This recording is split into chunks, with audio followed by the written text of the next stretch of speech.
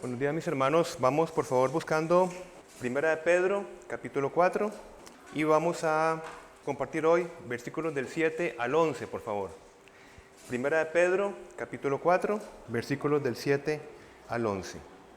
Si nosotros vemos el versículo 7, en la parte A, dice: mas el fin de todas las cosas se acerca, va a decir el apóstol Pedro. Recordemos que estamos siguiendo un estudio de la carta de Pedro, donde todo lo que hemos estudiado atrás, el contexto por el cual Pedro escribe, es muy importante para seguir interpretando los versículos que vienen a continuación. Porque uno de los propósitos, ciertamente, mis hermanos, de que nosotros estemos acá congregados hoy, es edificarnos en la palabra. Pero otro muy importante es animarnos en medio de nuestras tribulaciones, en medio de lo que nosotros podamos estar viviendo en esta temporalidad, sostenidos desde la esperanza de Jesucristo. Vuelvo a repetir, uno de los propósitos es animarnos en medio de las tribulaciones que nosotros tenemos hoy a la luz de la segunda venida del Señor Jesucristo. Eso es para que nosotros entendamos también por qué nosotros nos congregamos. Ciertamente, repito, para edificarnos, pero para animarnos en función de la segunda venida. Voy a leerles el texto de Hebreos 10:25 para sustentar lo que estamos hablando. Dice: y no dejemos de congregarnos como lo hacen algunos, sino animémonos unos a otros, sobre todo ahora que el día de su regreso se acerca. Bien, esto es para, repito, fundamentar por qué nosotros estamos hoy reunidos. Uno de los propósitos es animarnos en tanto Cristo regresa. Esto está en Hebreos 10:25. Entonces, Jesús, en su plena humanidad representativa, no le fue revelado por el Espíritu el día y la hora del fin de todas las cosas, desde su humanidad. Recordemos que Jesucristo es plenamente hombre o ser humano, plenamente Dios. En su ministerio terrenal, como hombre, la humillación del Hijo, por decirlo de alguna manera, fue autolimitarse desde su humanidad. Esta humanidad estaba totalmente sometida, sujeta a la voluntad del Padre, a todo lo que el Padre le quisiera revelar en función de su ministerio terrenal. El Espíritu Santo no le revela a la humanidad de Jesucristo el día y la hora del fin de todas las cosas, porque Jesucristo lo va a decir. Es una hora que ni aún los ángeles conocen, solo mi Padre. No está diciendo que en su plena divinidad Él no conocía tal situación, sino desde la función de una humanidad sometida a lo que el Espíritu Santo le quisiese transmitir para su misión terrenal. ¿Por qué tiene que regresar Cristo si al morir, si nosotros lo vemos en Juan 19:30, Él dijo consumado es en la cruz?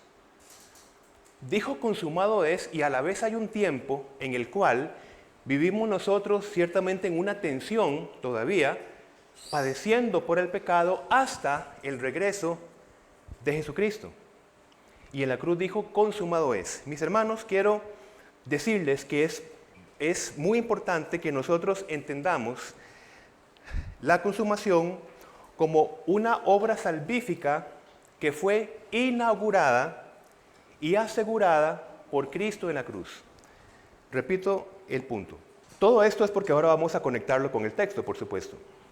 Consumado es. ¿Cómo entenderlo?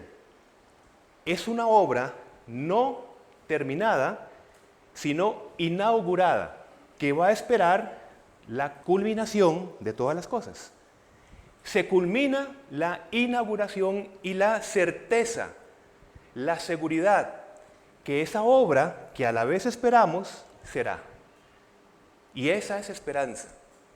Y por eso Jesucristo dijo, consumado es. No entender esto es como corrientes dicen, no ha venido el Mesías porque no se ha consumado la paz, etcétera, etcétera. Malentienden el punto. Consumado es que descansa la esperanza, se consuma la esperanza y nos acercamos a la esperanza, a la vez que el reino también se acerca a nosotros. Y ese encuentro será un tiempo específico por el Padre, donde se combinarán ya todas las cosas. Entonces, el punto es, ¿qué esperamos al regreso de Cristo? ¿Qué esperamos? Entre otras cosas, ¿verdad? Para ser puntual, esperamos nuestra vivencia plena de la salvación. ¿Somos salvos? Amén. Sin embargo, la plena vivencia de nuestra salvación aún no está consumada. ¿Por qué razón? Va a decir el apóstol Pablo, nosotros mismos que tenemos las primicias del Espíritu, aquí estamos nosotros ya salvos porque hemos pasado de muerte a vida espiritual, pero nuestro cuerpo va desgastándose. La antropología, es decir, el estudio del ser humano en la Biblia, nunca separa el ser humano como que si la parte material no fuese algo que le interesa al Creador y la parte espiritual sí. Nosotros somos una unidad en parte material y espiritual. Va a decir Pablo continuando con el texto. Nosotros mismos que tenemos las primicias del Espíritu gemimos interiormente mientras aguardamos nuestra adopción como hijos, es decir, la redención de nuestro cuerpo. Al morir, mis hermanos, como pasó con mi mamá el último 24 de diciembre, tomando ese ejemplo, mi mamá, al morir, que su cuerpo fue desgastándose por el cáncer, pasó a un estado intermedio, no al estado final. Es decir, cuando entendemos cielo, no es en absoluto que cuando usted y yo morimos, vamos al estado final que nos toca. Es un estado temporal. ¿Por qué razón? Por lo que Pablo está diciendo. Mi mamá, en ese ejemplo, ¿verdad?, está aguardando la redención de su cuerpo. Por eso es que mi mamá está en presencia de Cristo con toda certeza porque en vida acepta a Jesús como Salvador. Entonces, en este momento, en espíritu, está en la presencia de Cristo. En la presencia de Cristo, pero aún no está viviendo plenamente su salvación. ¿Por qué razón? Porque el Señor nos hizo cuerpo y espíritu. Y cuando Cristo regrese, tomando otra vez el ejemplo de mi mamá, que es el de cada uno de nosotros, el cuerpo de mi mamá será glorificado, resucitado y se unirá con su parte espiritual. Allí es donde nosotros viviremos plenamente la salvación, en cuerpo y en espíritu. Entender el cielo como el último paso deja el cuerpo allí. Por eso es que es una temporalidad, ir al cielo. Esperamos que el tiempo donde el cuerpo va a ser levantado, glorificado. Vamos a Lucas 24:39, por favor. Lucas 24:39. Pablo luego va a decir, así como Cristo resucitó, nosotros resucitaremos, ¿verdad? Lo va a decir luego a los Corintios. Jesucristo dijo, después de su resurrección, dice, mira mis manos y mis pies, que yo mismo soy. Palpad y ved, porque un espíritu no tiene carne ni huesos, como veis que yo tengo. Jesucristo es la primicia, el primero que ya resucitó, es decir, en un estado completo, como nosotros seremos, en espíritu y en cuerpo. Y Cristo dijo, mírenme, pálpenme, un espíritu no tiene huesos ni cuerpo, como yo lo tengo. En una sana teología contextual, vamos a 1 Corintios rápidamente, capítulo 15, 44. 1 Corintios 15, 44. Va a decir el apóstol Pablo, se siembra un cuerpo animal. En otras versiones es un cuerpo material, natural, etc. Es decir, este cuerpo que se va degradando. Bien, resucitará cuerpo espiritual. Sigue Pablo. Hay cuerpo animal o natural y hay cuerpo espiritual. Ya en otra ocasión hemos compartido que un cuerpo espiritual no significa un cuerpo que no tiene materia, sino que es un cuerpo que ahora sí es guiado por el Espíritu Santo sin el estorbo del pecado. Tendremos, digámoslo así, vidas espirituales en el sentido que la lucha que usted y yo tenemos en contra del pecado no será más. Viviremos con un cuerpo que ya no se entrega al pecado, sino con un cuerpo espiritual, guiado por el Espíritu Santo. Entonces, luego vamos a esperar la restauración de todas las cosas. Va a decir en Hechos, es necesario que Él permanezca, Cristo, en el cielo, hasta que llegue el tiempo de la restauración de todas las cosas. Por eso es que esperamos también su segunda venida, para la restauración de todas las cosas. Luego, esperamos una relación, ahora sí, plena con Cristo, donde Cristo ya estará con su pueblo redimido para siempre, en una presencia totalmente, más plena y profunda, perfecta, que como la tenemos ahora. Ahora tenemos primicias de la presencia de Cristo en nosotros. Estamos sellados en el Espíritu, pero tendremos una presencia plena. Vamos a Apocalipsis capítulo 5, versículo 9. Y es muy interesante cómo todo el tema del reino de Dios, que realmente es un tema riquísimo y profundísimo en muchos conceptos. Digamos, por eso es que es difícil hablar del reino de Dios, no porque no se pueda hablar, sino que abarca muchas cosas, no solamente una cuestión. Una de las cuestiones del reino de Dios, cuando se consuma el reino, podemos decir que es la consumación del pueblo redimido. Nosotros estamos siendo trasladados al reino cuando somos salvos, ¿verdad? Esa consumación del pueblo redimido, llamémosle también el reino de Dios. Veámoslo en Apocalipsis 5, del 9 al 10. Dice, y cantaban un nuevo cántico, diciendo, digno eres de tomar el libro y de abrir sus sellos, porque tú fuiste inmolado y con tu sangre nos has redimido para Dios, de todo linaje y lengua y pueblo y nación. Miren la universalidad de la redención. Y luego, en el 10 dice, y nos has hecho para nuestro Dios reyes y sacerdotes, y reinaremos sobre la tierra. Reinaremos ya en un estado pleno, cuerpo y espíritu. Reinaremos en Cristo. Vamos a Pedro, por favor, nuestro texto, Pedro capítulo 4, y vamos a la parte B del versículo 7. Ya compartimos, aunque fue brevemente, mas el fin de todas las cosas se acerca. ¿Cuál es el énfasis? El énfasis nunca será el cuándo, sino el cómo recibir a Cristo. Porque va a decir, sed pues, ya que el fin de todas las cosas se acerca, sed pues, ¿cómo? Sobrios y velad en oración. La NBI lo traduce así muy bonito, que se lo leo, dice, ya se acerca el fin de todas las cosas. Así que, para orar bien, manténganse sobrios y con la mente despejada. Hermanos, vamos a profundizar acá, porque lo que Pedro está diciendo es muy importante. El fin de todas las cosas se acerca. ¿Cuál es, de una vez, la exhortación apostólica? Para que oremos bien, mantengámonos, va a decir el apóstol Pedro, con la mente despejada y sobrios. Hablemos de esto. El énfasis para recibir a Cristo no es hacer cálculos de cuándo va a venir. Como muchos, y muchos seguirán fallando en estos cálculos. La Biblia nunca revela el cuándo va a venir Cristo, pero sí revela el cómo esperarlo. ¿Por qué? En oración. Mis hermanos, sin Cristo no podemos esperar bien a Cristo. De nuevo, sin Cristo, usted y yo no lo podemos esperar bien. Y aquí vamos a hablar de algo importante.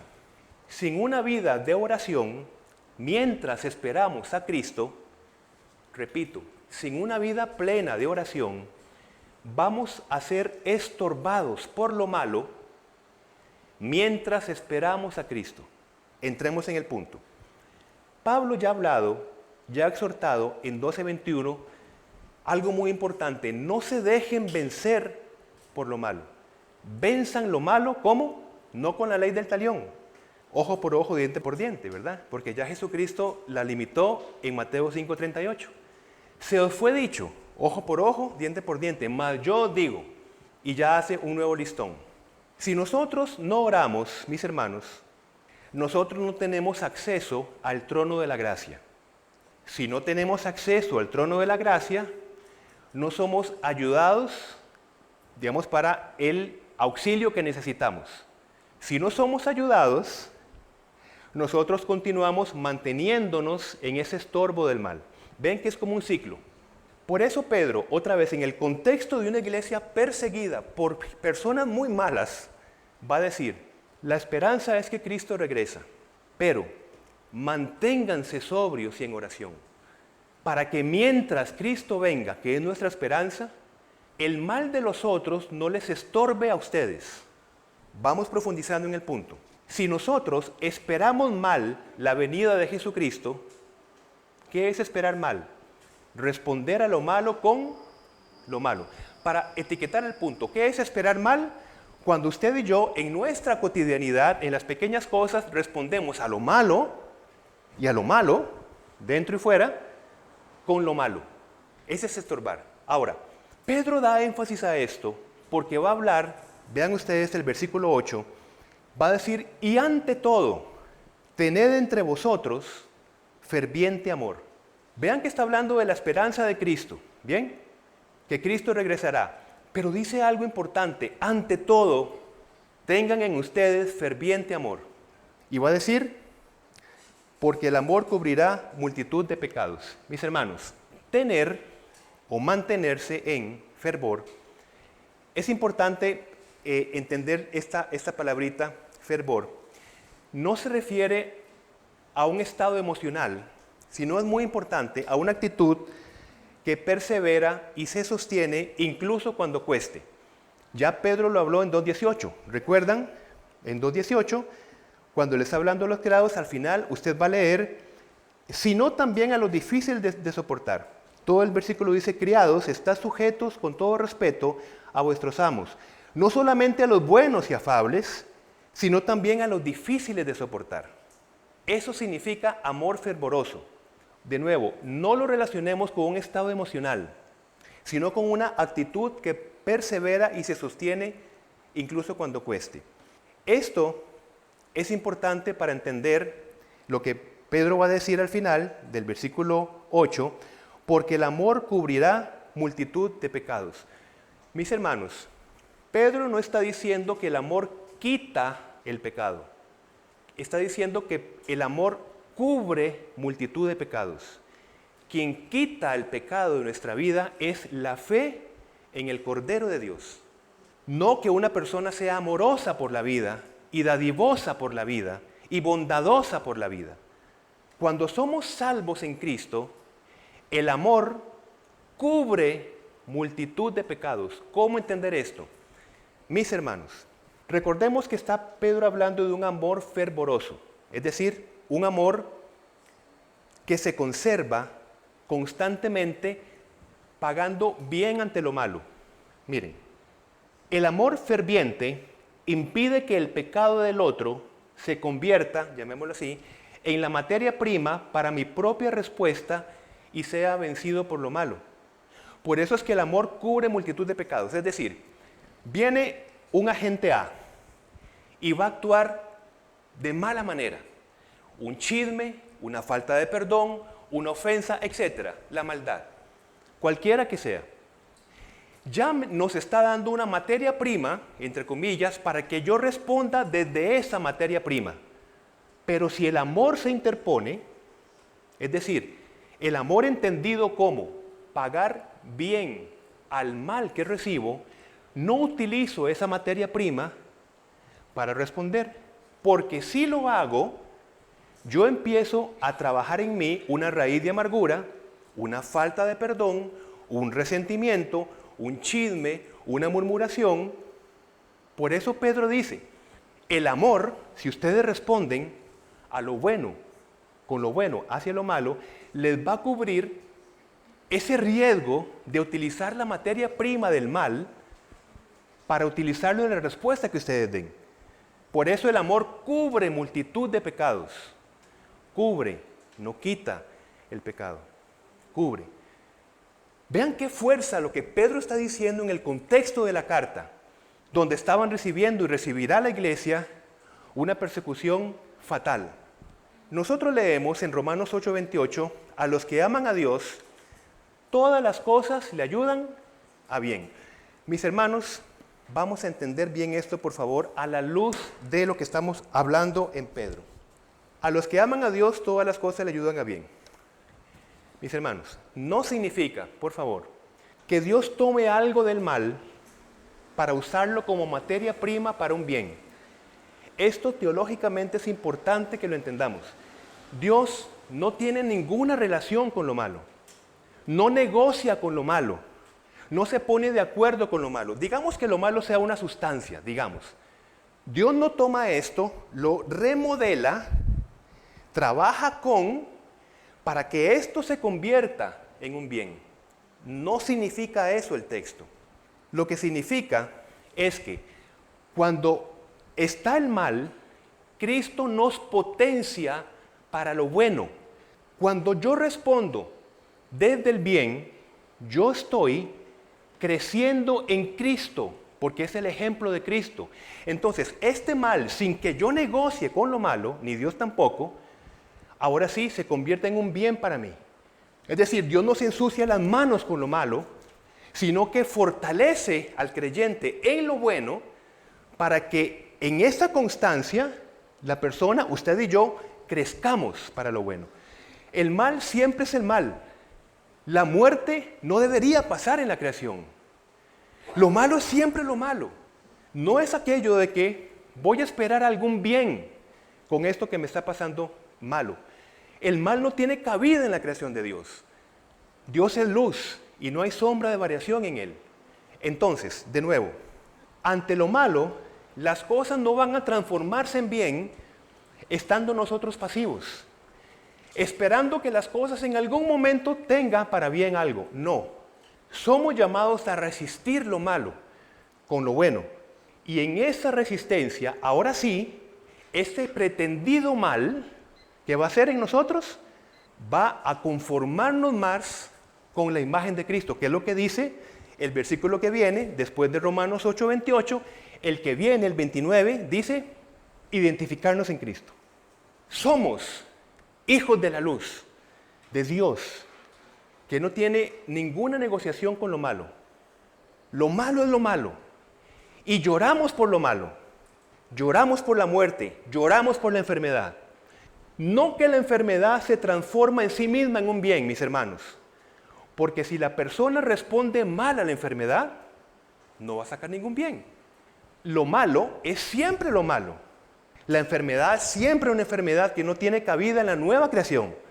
Pero se convertirá en un bien si usted y yo respondemos, por ejemplo, en más confianza en el Señor, en aceptar su voluntad.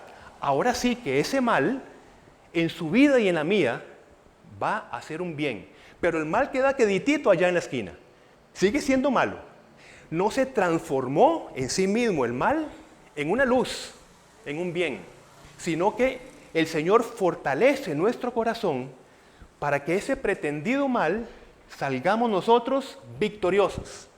Estamos hablando de una sana teología contextual para entender lo que Pedro está hablándole a esas personas. Bien, entendiendo esto, mis hermanos, así es que como Pedro sigue animando en medio de la persecución a estos hermanos, con la certeza que desde sus sufrimientos, la certeza que desde lo que están sufriendo, ahora sí, Dios los está conformando a la imagen de Cristo.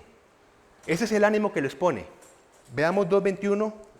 2:21 dice, pues para esto fuiste llamados, porque también Cristo padeció por nosotros, dejándonos ejemplo para que sigáis sus pisadas. Pasemos al 23.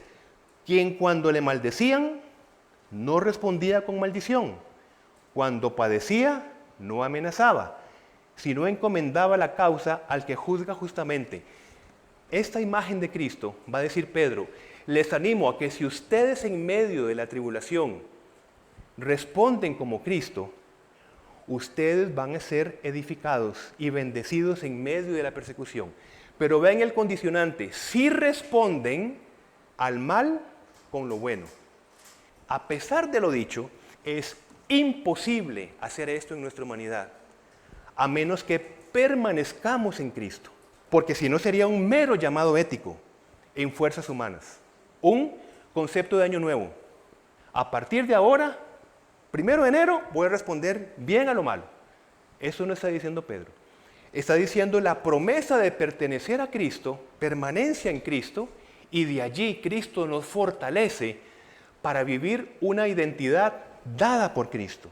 Así que, ante lo malo, mis hermanos, si respondemos con lo bueno, aunque no lo entendamos en nuestra naturaleza humana, seremos edificados para bien. Espero que haya quedado claro terminar con el concepto que Dios transforma lo malo, dándonos la espalda a nosotros, para que luego nos lo presente como algo bueno. No, le da la espalda a lo malo, al mal, trabaja con nosotros, nos fortalece para que respondamos con bien, y en esa respuesta usted y yo nos edificamos. Volvemos, mis hermanos, a 1 de Pedro, capítulo 4, versículo del 7 al 11, vamos a compartir en esta mañana. Hemos entonces establecido en la primera parte, Dios no toma nada del mal para un bien, sino que fortalece al creyente cuando responde con un bien ante el mal que le afecta, básicamente. Ahora, el otro extremo es pensar que nosotros frente al mal lo que tenemos que tener es una respuesta hacia el bien, y esto en ningún sentido tiene que entenderse como una pasividad. Es decir, una denuncia, denunciar el mal, oponerse al mal, resistirse al mal, esto es a lo que nosotros estamos llamados. No es que ante un mal yo respondo ante un bien en un sentido de que no hago más que tener una sonrisa. Responder un bien con bien ante el mal implica, de nuevo, levantar la voz en contra de esa injusticia, pero no utilizar la justicia propia, sino utilizar los medios que el Señor ha establecido para oponernos al mal. Así que realmente es un llamado dinámico en contra de lo malo, bien, en contra de la violencia, en contra del maltrato, con un dinamismo realmente profundo. Entonces, este principio de vencer el mal con el bien necesita no solamente quedarse justamente en eso, en un principio, sino que necesita llegar a prácticas concretas. Prácticas concretas. ¿Por qué? Porque a través del reforzar una y otra vez un concepto y un concepto, su cosmovisión y el mío y la mía, es decir, la manera en que nosotros vemos y respondemos ante la vida, necesita no ser un episodio aislado, sino necesita reforzarse en nosotros, una y otra vez. Ahora, recordemos, lo que se refuerza es la necesidad que tenemos nosotros de buscar a Cristo y permanecer en Cristo. ¿Para qué? Ahora sí, se refuerce esa transformación de los deseos, la transformación de la mente, que se conserve y que podamos responder bien. Prácticas concretas del amor. Es lo que Pedro va a hablar ya en versículo 9. Me gustaría que tomamos el 7 para caer al 9. Va a decir Pedro, mas el fin de todas las cosas se acerca. Sed pues sobrios y velad en oración, ¿verdad? Dijimos cómo esperar a Cristo. Ante todo, va a decir en el 8, está hablando de un amor ferviente. Recordemos que ferviente no es apasionado, sino es constante aun cuando cueste. Ese es el sentido de amor ferviente, constante, manteniéndonos en una actitud. ¿Cuál actitud? La de Cristo. Va a decir, porque el amor, esa actitud constante, va a cubrir multitud de pecados. ¿En quién? ¿En quién los va a cubrir? En nuestro corazón, ¿verdad? Porque si usted y yo no nos dejamos vencer por lo malo, no anida en nosotros el resentimiento, la falta de perdón, la venganza, el odio, el ya vas a ver cuándo te va a tocar, espero tener una oportunidad. Eso es lo que tenemos que proteger nuestro corazón cuando nosotros respondemos al mal que nos hacen con el mal. Es cuidar nuestro corazón. Entonces, ese amor, el amor práctico de Pedro, responder con un bien ante lo malo, ese amor, esa actitud cubrirá nuestro corazón para que anide en nuestro corazón una multitud de formas de pecado, básicamente. Entonces, esto pasa Pedro ahora a la parte práctica de lo que estamos hablando. Va a decir en el 9, hospedados los unos a los otros sin murmuraciones. Evidentemente, Pedro no está diciendo, el resumen de lo que ha hablado es cuando ustedes hospedan a una persona. No, está dando un ejemplo contextual, ¿verdad? Un ejemplo. Y la profundidad de esto es la disposición constante a perder algo propio por el bien del otro. Esto es la práctica concreta del amor. Repito, Pedro está usando un ejemplo. ¿Cuál es? Sean hospedadores. No significa que la persona hospedadora es la más piadosa. Está usando un ejemplo en el contexto de esta carta. Pero el principio que está de fondo, que aplica para un montón de líneas, es el amor práctico, es esa disposición suya y mía a perder algo propio por el bien del otro. Esta acción de hospedar en ese contexto implicaba, mis hermanos, un costo personal, recursos propios, incomodidad, inclusive riesgos personales. Una iglesia que estaba siendo perseguida, cuando se sospechaba en comunidad que tal persona estaba hospedando a esos misioneros o personas afines, pues era ya una marca que esas personas eran cristianas. Entonces era un gran riesgo. Y Pedro está diciendo, esta es la encarnación de lo que les he estado hablando. Pagar ante el mal que les acecha con un bien. Otra vez, ejemplo concreto y específico, ser hospedadores.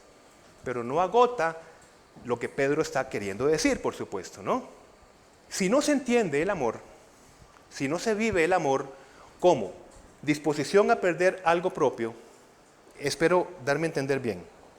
Si se mantiene un cálculo personal, es decir, mi tiempo, mi comodidad, mis recursos, mi reputación, cuando yo ayudo a otro, si se mantiene el cálculo personal, esto no es el llamado que Pedro está diciendo acá. La única forma de sacrificar un costo personal para que sea bíblico es cuando ambas partes se edifican. Cuando yo ayudo a una persona, yo no ayudo a esta persona para que yo tenga la necesidad de ser reconocida por esta persona para que de alguna manera complemente mi baja autoestima, para que yo me vea algo o alguien en el servicio. Esto hay que verlo con lupa, porque de lo contrario, vamos a caer en un triángulo que es totalmente disfuncional. Esto suele pasar como amor o como servicio, pero una persona que ayuda, es decir, que salva a una persona, para que luego a esta misma persona, porque ya toma en cuenta su costo personal, empieza a murmurar sobre esta persona, para que al final llegue a consejería para decir, vieran qué mal me siento por lo que me está tratando esta persona, después de que yo empecé a ayudarle, está moviéndose en un triángulo que no tiene que ver con el amor ferviente. Pensemos en Sara, la esposa de Abraham. Empieza salvando la situación. No podemos tener un hijo, yo me encargo. Acuéstate con mi sierva. Empieza a ser salvadora. Después, como Agar la miraba con desprecio, que llega a sentirse víctima, termina persiguiendo a Agar y echándola. Entonces, esa acción en pro de la otra persona o en pro de la situación no edificó a ninguna de las partes. Y esto es lo que no hay que confundir con respecto a lo que Pedro está hablando. Por eso se dice al final, el servicio cristiano solo es posible desde una consolidación de la identidad en Cristo. ¿Por qué? Porque el costo personal, cuando yo doy, cuando yo me entrego, cuando yo me desgasto, es completado ¿por quién? Por Cristo. Y allí nunca vamos a estar incompletos. Porque yo evidentemente puedo decir, claro, estoy dándome o estoy dando, pero yo confío en aquel que me va a completar. Pero cuando yo doy y yo espero que sea la otra persona la que complete mi identidad o mi autoestima, estoy en medio de este triángulo que se llama, digamos, triángulo dramático o este triángulo que vemos acá. Nos movemos así, nos movemos. Vayan a los talleres de Levanta y ahí vamos a explicarle más profundamente lo que significa esto. Entonces, la vida cristiana práctica, entonces, que Pedro enfatiza, es un llamado al amor que se evidencia en una disposición real a perder algo propio por el bien del otro. Ahora vamos a esto. Usted y yo, para bien, necesitamos perder muchas cosas por el bien del otro. Necesitamos perder nuestro modelo familiar. Si quizás en nuestro modelo familiar era normalizado el chisme, la lujuria, la doble intención, el sarcasmo, etcétera, etcétera, etcétera. Entonces, por el bien del otro, es necesario que nosotros perdamos el modelaje que tenemos, sea familiar o la influencia constante que tenemos cultural. Cuando ganamos la identidad en Cristo en nosotros, allí vamos a vivir efectivamente la edificación del otro en el servicio que nosotros demos. Bien, veamos el versículo 10. Recordemos que en el 9 dice, hospedados los unos a los otros sin murmuraciones. Vean, otra vez, lo que estábamos hablando. En el servicio, si se murmura, es porque ustedes están, claro, Pedro no está hablando del triángulo dramático, pero nosotros lo estamos contextualizando. Si se murmura es porque ustedes están optando por un tipo de servicio que están cayendo en ser perseguidores y murmurando de aquel al que están ayudando. Eso no es lo que estoy diciendo. Y en el 10, cada uno, según el don que ha recibido, ministrelo a los otros, como buenos administradores de la multiforme gracia de Dios. Ahora sí, Dios, mis hermanos, conforme al versículo 10, es el ayudador. Es el ayudador, la fuente. Y ha decidido el ayudador ayudar no a través de individuos o ministerios aislados, pretendidamente autosuficientes, sino mediante una comunidad donde sus dones están repartidos. Es decir, el ayudador ha decidido repartir dones a su pueblo para que se forme en su pueblo la interdependencia.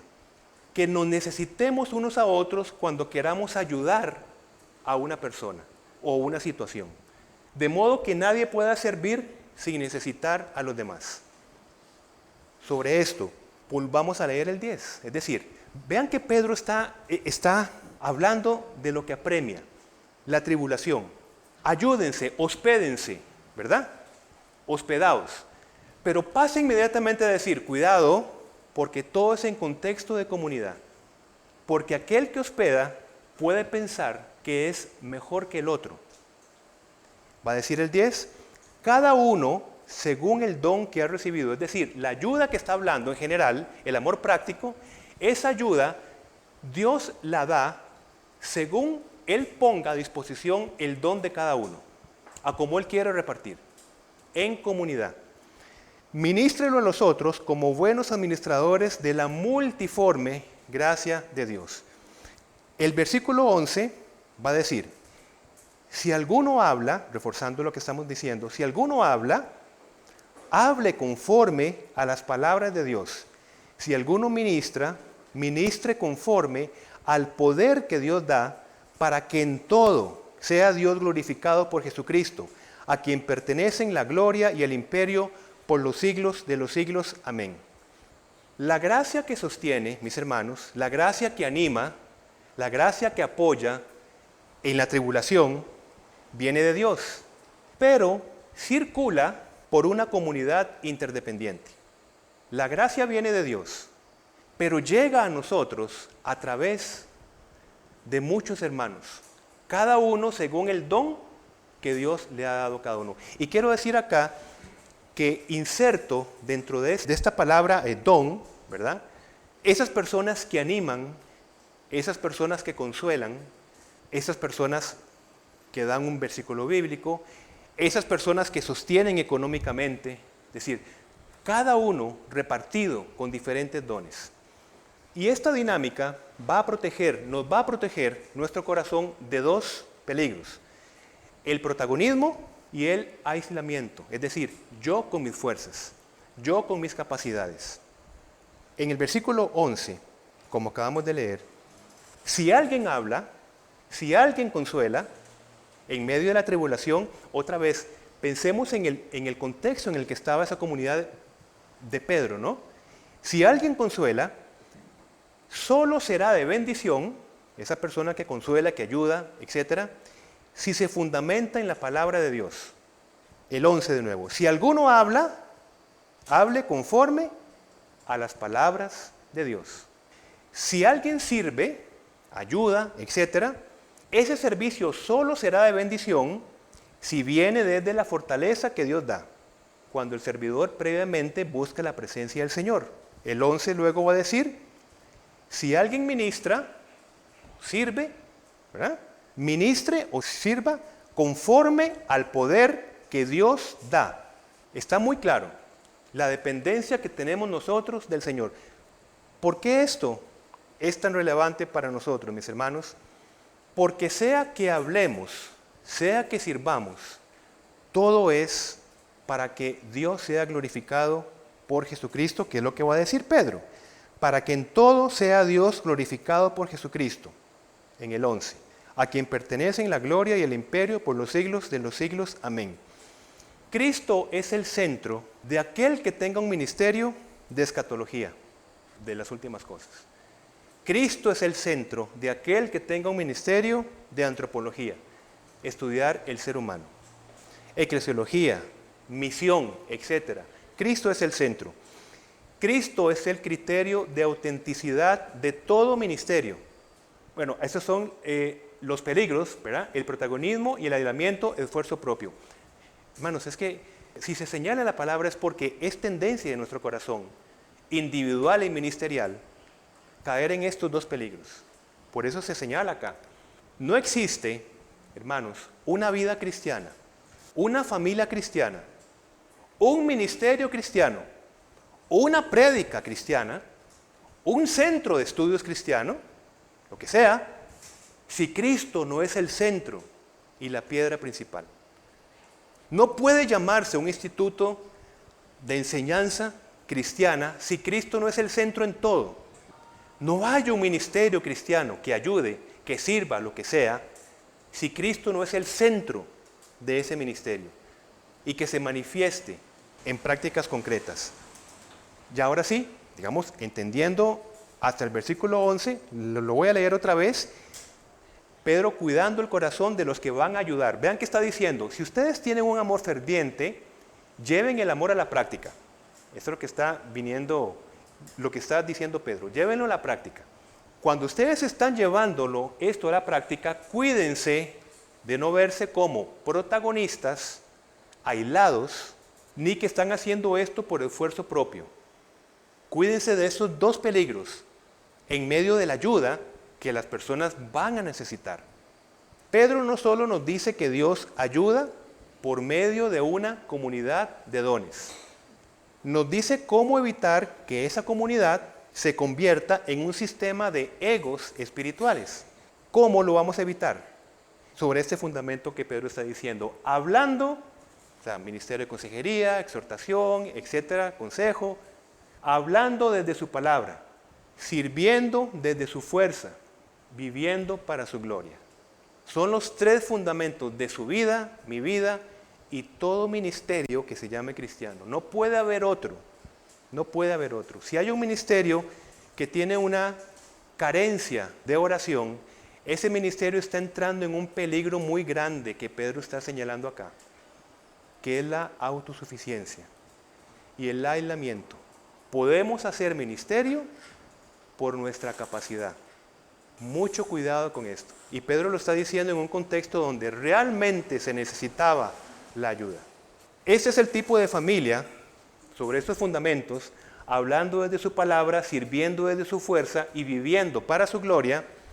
Ese es el tipo de familia e iglesia local que puede resistir la persecución, que siempre la vamos a tener, sin desintegrarse y sin buscar falsos consuelos.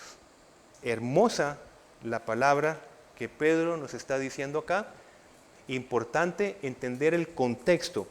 ¿Qué pasa si yo vengo acá, o mi hermano Alonso, y predicamos cualquiera de estos versículos sin que nosotros vengamos recibiendo el contexto anterior? Podemos decir cualquier cosa. Por eso es que las cartas, la palabra de Dios está escrita para que usted y yo podamos leerla en contexto y no sacar un versículo por allí y hacer doctrina fundamental de ciertas cosas.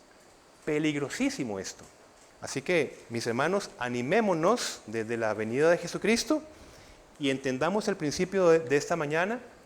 Usted y yo, en medio de las tribulaciones, podemos ser ya edificados, no porque vamos a esperar que aquello se convierta en un bien y yo me quedo pasivamente esperando, sino en tanto usted y yo respondamos a lo malo desde las riquezas de Cristo. Ahí sí que el mal se convierte en un bien para nuestra vida. Amén.